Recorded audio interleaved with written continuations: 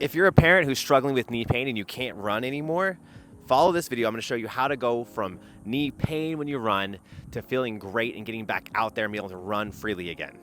So step one is a proper assessment. Most of the people that come to ResetU Fitness have something wrong with their hips or their ankles before they even come to the knee. The knee is a hinge joint like your elbow, it doesn't rotate. So if as you squat, you're rotating to one side or the other, that means every single time you run, your body's literally putting more and more pressure on those knee joints. Imagine every single step is like this. One side is moving like an egg beater, the other side's all over the place. That's gonna cause more pressure. No matter what we do to fix your knees, it's not gonna get fixed. So step number one is a proper assessment. After that, you wanna work on tissue work. So with tissue work, you can either foam roll the tissue around the knee joint, which takes forever, or you can use this voodoo floss band, which is super simple. You just wrap it around the top of the kneecap all the way up your quad. Now your quad, depending on what knee issue you have, remember step one is assessment. We need to figure out the flexion, extension, whether it's pulling too tight on the outside, inside, or where the tightness is at.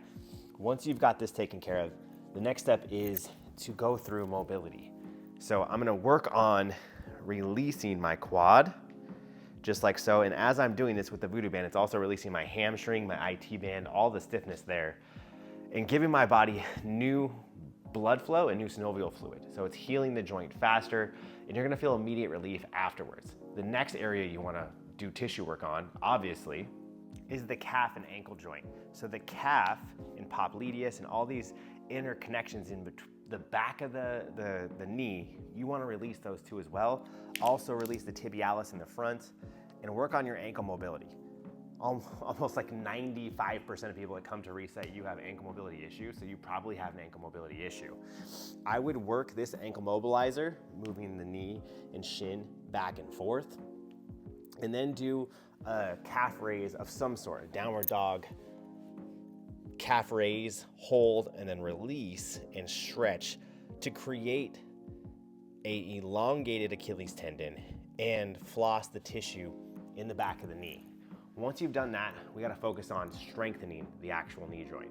So there's 3 strengthening moves that you wanna do for the knee joint without a proper assessment. Obviously, if your hips are out of alignment, you need to fix that first. This is just the knee joint itself. The first one we're gonna do is go from flexion and extension. We're gonna move the knee backwards that we're going to actually work on and do like a Michael Jackson moonwalk, if you will, pressing back against the band. You wanna focus on isometric hold, so a 15-second hold with the band pulling you forward. Make sure when you do this, you're doing it against something that is strong and heavy enough to hold your body weight. So I use my children's trampoline because it's humongous. If you don't have stairs or something like that in your house, if you have a 1-story, you need to find something that's that strong to hold you.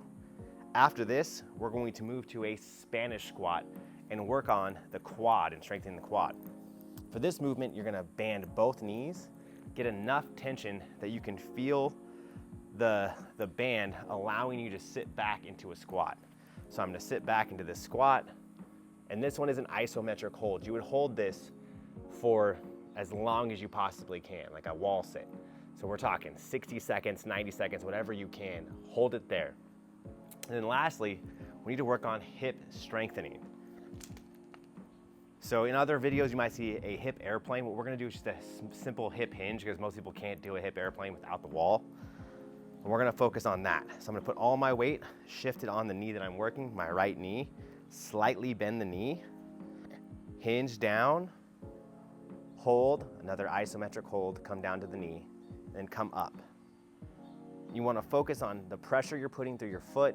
If your foot is wobbly and all over the place, you're not strengthening properly, but you wanna make sure your big toe is pushing your pinky toe and your heel, so you have this tripod of stability. Once you've done that, then we focus on, last but not least, getting you back out there and running.